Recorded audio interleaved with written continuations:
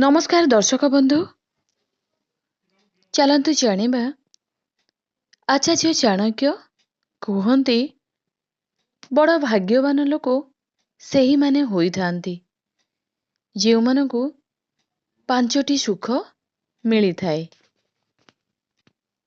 तेबे चलतु जानिबा सेही पांचटी सुख विषय रे। आचार्य चाणक्यंक निज समय रे बहुत बड़ महान पंडित थिले।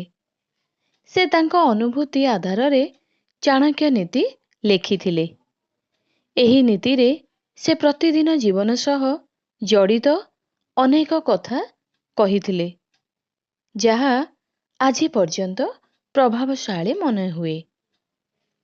तेबे चलन जानिबा से पांचटी सुख विषय रे।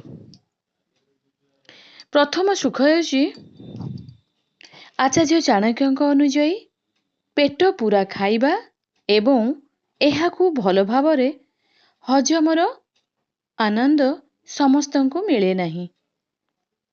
आपण निश्चय ध्यान देइथिबे जे किछि लोकंक पाखरे बहुत टंका अछि।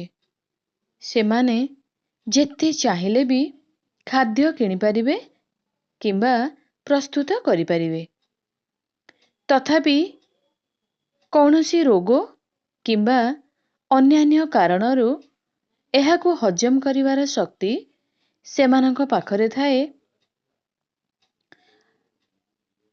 अन्य पक्षरे किछि लोकंकर हजम प्रक्रिया अत्यंत शक्तिशाली, किंतु टंका अभाव किंबा अन्य कौनसी कारणरू सेमानंकु प्रतिदिन पर्याप्त भाग्ୟରେ मिले नहीं।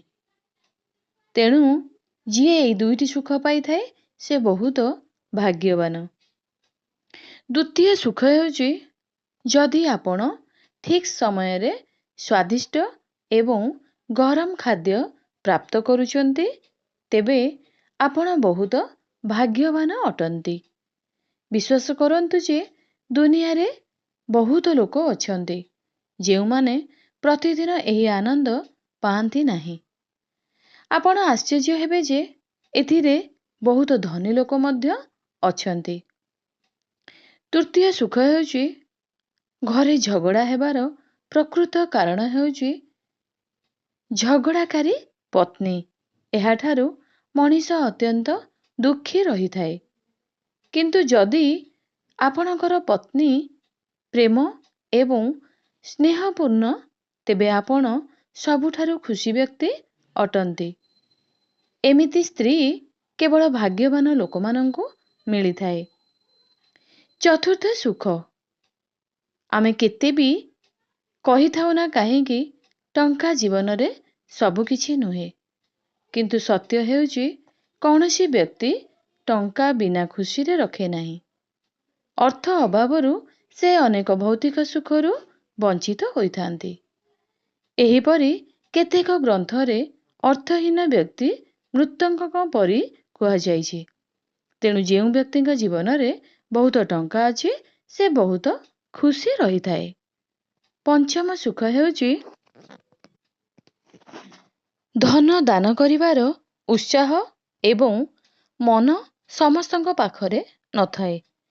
जेउ व्यक्ति बहुत धन दान करिथाए से सुखी एवं भाग्यशाली होइथाए। तांकु एही कथा जଣା थाए कि तांकर धन ठीक उपयोग हेउअछि। एमितिरे तांकु निजर धनर नष्ट हेबा किंबा भूल हातकु जिबार डर नथाए।